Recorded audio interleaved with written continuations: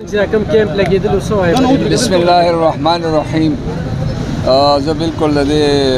عوامي مسالې بالکل پوره حمایت کوم. موږ ته چې کوم مشکلات دي یوازې د صحافان یوازې نه دي بلکې د قام عوامي مسایل دي. دې وجه نه موږ که صرف صحافیان بیا هم د دوی موږ حمایت کوو، ملګرتیا هم کوله، د جایز تعاون هم ورسره کوو. خو دا چونکې یوازې د دوی مسله هم نه ده، عوامي مسله ده، خلکو ته مشکلات دي. پکار دا ده چې کوم مطالبه نن پیش شوه موږ د هغې حمایت کوو او زما چې څونه خیال دی نورو مشرانو هم د دې حمایت وکړو د دې ایم ایس ته ټرانسفر او د هسپتال د ښه کولو لپاره چې کله په اسمبلی کې وو اواز هم کړی اگر چې دا د صوبې مسله ده خو موږ به چې موږ څوک وو موږ یې په قومي اسمبلی کې کوو. نو اوس خو زه ممبر نه یم خو به هر حال عوامي کس یم او دا ده چې پکار دا ده صوبه کې د دوی ډېر وخت شو، تقریبا 9 کاله کېدونکي دي د پی ټي آی په دور دا چې دوی هوایي مسایل نه حل کوي. نور هم ډېرې مسلې دي. دا یو مسله ده علاقه کې پیښې د صحت سره متعلق ده، صوبایي مسله ده او د دوی نور ډېر راکردګۍ دي لکه په حرم شریف کې چې کوم دي د پیغمبر علیه السلام د حرم بېادبي کړې ده. الحمدلله جمعیت علماء اسلام د دوی مذمت کوي او دې کې ټول عوام ورسره دي. نو دارنګې د صحت په مسله کې دا صحافیان یوازې نه دي بلکې موږ د دوی سره یو او د دوی چې څه مسلې راځي انشاءالله العزیز د دې سره جایز تعاون به کوو او مرسته به یې کوو. امید دی د ربه چې زموږ دا خبره واورېدلی شي. اگر د دې حکومت نه موږ مطالبه هم راته ښه نه ښکاري خو به هر حال داسې کسان دي چې هغوی ته دا وایي چې زموږ د چارسدې دا مسله حل کړه ایم ایس ته یو ښه ایم ایس ته راشي چې یوازې دا ده چې هغه په ظاهر کې ښه ښکاره کېږي او نو عوامو ته تکلیف رسي یا صحافیانو ته تکلیف وررسوي بې ځایه چې کوم دی. ما چې کومې خبرې واورېدې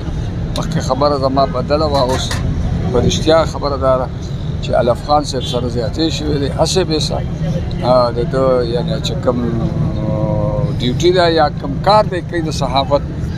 په هغې کې چې نو زه جایز کار کوم. په یو ټلیفون دی راغلی دی چاته چې فریاد چاته چې تکلیف رسېدلی و بلکې هغه هم د جمعیت علماء اسلام یو چیرمین دی ما اوس واورېده د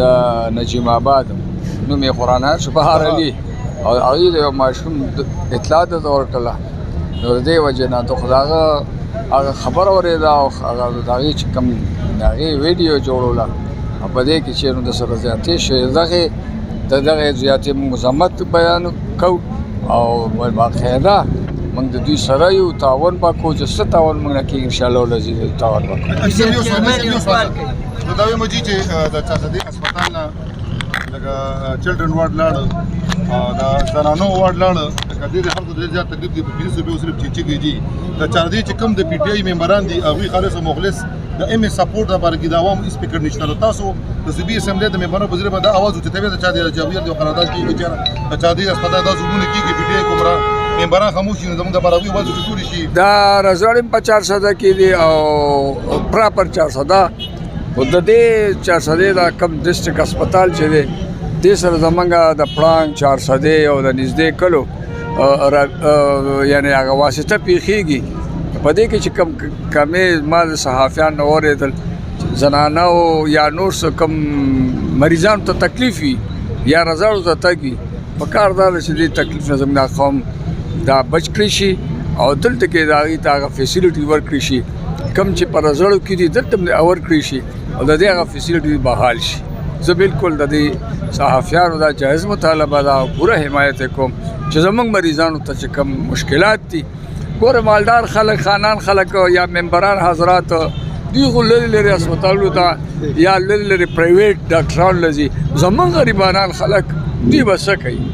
دې کې چې کوم دوی ته آرام رسي او تکلیف لرې کېږي اینه دوی محرومه شوي دي او لرې ځي. څنګه چې وایي دوی دا چینچي په بیه کوي یا مثلا چینچي کله وي کله نه وي غربت هم دی. زموږ په دې مسایلو په دې نظر واچولی شي او چې کوم زموږ صوبایي ممبران دي هغوی دا خبره په اسمبلی کې پیش کړي چې دا تکلیف او دا مشکلات زموږ عوامي ختم کړي شي. خپل پیژنګلو کوم ټیم د خبر نیوز ریپورټینګ اعوذ بالله من الشیطان الرجیم بسم الله الرحمن الرحیم. افتخار حسین سراب مې نوم دی، تاجر اتحاد صدر یم. د خیبر نیوز ټیم چې کوم ریپورټینګ کړی دی نو زما په خیال دا د صحافي ذمہداري جوړیږي چې کوم ځای کې عوامو ته مسایل ایون چې ګورنمنت کم غلط کار کوي دا هغې راښکاره کول او دغه شان د عوامو مسایل دا اجاګر کول دا د صحافتي ذمہداري ده او زه وایم چې بالکل هغې دا حق جوړېده چې هغې تللی وي د هغه کم چې فریادیانو د هغې هغه فریاد د واکدارانو ته ورسو خو د بده مرغه دلته چې کوم حالات روان دي زمونږ د ایم اس په حواله باندې نو زه خو لاول دا خبره کوم چې دا زمونږ علاقه دومره اویر نه ده ځکه چې نن هم کم د ګایني پیشنټس دي نو هغه راځي او دلته 400 کې 400 ته ډومبې راځي لاول خو ډېرو خلکو ته دا پته نه لګي چې په رزړو کې هسپتال شته که نشته دی نو بیا دلته کې دوی هغه یونټ غونډ ختم کړی دی او بیا هغه د دې ځای نه ریفر کوي او ته دغه ته رزړو ته لیږي دې کې مې بي پاسبل چې داسې زنانه پکې راشي داسې پیشنټ پکې راشي چې هغه ډېر انتهایي هغه وخت کې ځکه چې هغې په داسې ټایم را روانه کړې وي نو موږ د دغې مذمت کوو او چې دا یو یقین دهاني د تاجر اتحاد د صدر په حیثیت در کوم چې د صحافتي برادرۍ سره به ان شاء الله وګ په وګ ولاړ یو پیژنګلو کې د خیبر نیوز د ټیم په کوم نظر ګوري سم وایي حبیب زمان نوم دی تاجر اتحاد ډسټریکټ 400 جنرال سیکرټري ما او د ایم اس چې کومه رویه ده د صحافیانو سره یا زمونږ د عوامو سره نو دا قابل مذمت ده او زه دې وخت کې چې کوم زمونږ د حکومتي پارټۍ واکداران دي منسټران دي یا ایم پی ایګان ایم ان ایګان دي نو هغې هم د دې 400 د خلکو نه ووټ اخیستی دی او دغه د اقتدار دغه ایوان ته رسېدلي دي او دغې خلکو نن د 400 دا خلک دا بې یار او مددګار پرېښي دي او د هغې هېڅ څه تپوس نه کوي نو زه دغې خلکو ته وایم چې په راتلونکي وخت کې به آیا تاسو الیکشن نه کوئ یا به د دې 400 د عوامو کوڅې ته نه ځئ ور به ولې نه ډبوئ ووټ پتې نه غواړئ چې تاسو داسې نن خاموشي اختیاره کړې ده چې په 400 کې یو کړکېچن حالات روان دي چې هغه د ایم اس او زمونږ د 400 د صحافیانو نه علاوه زمونږ د 400 د عوامو هم روان دي او زه د کومه صحافي برادري چې زمونږ کومه هغه متاثره ده نو هغې سره یقینا زمونږ همدردیم ده زمونږ حمایت هم کوو خو یو خبره بل هم ده دلته د باخبر ذریعو نه موږ ته دا خبر راغلی چې دلته یو 2 صحافیان دي کیمرې ورسري او هغه د سره 24 غنټې په دفتر کې ناست دي نو آیا زه دې ایم اس ته وایم چې آیا صرف په 400 کې دغه 2 صحافیان دي چې تا سره په دغه کې ناست دي په دفتر کې او ته هغې له کومه سهولت او فیسیلیټي او د هر څه او هغې له مراد نو زه اریان په دې ما چې دغه 2 صحافیان چې کوم دي نو دغه زمونږ د 400 دي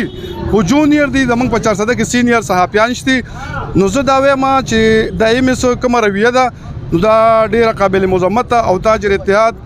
بغون ډسټریکټ 400 کې چې څونه تنظیمونه دي ان شاء الله دا به زموږ د 400 صحافي برادرۍ سره کلک ولاړي او دوی چې کوم لایحه عمل تیار کړو نو ان شاء الله موږ ور دي مخکې یو د برابر شي صحافیانو ته دغه حق حاصل دي نو بل دا خبره ده چې کوم دغه 2 صحافیان دي کنه نو آیا صرف دغه ته حق حاصل دي چې دی به د ایم اس دفتر ته ځي او هسپتال ته ځي یا د خیبر نیوز چې کوم دی نو دا زموږ د عوامي چینل نه دی دا زموږ د پاکستان چینل نه دی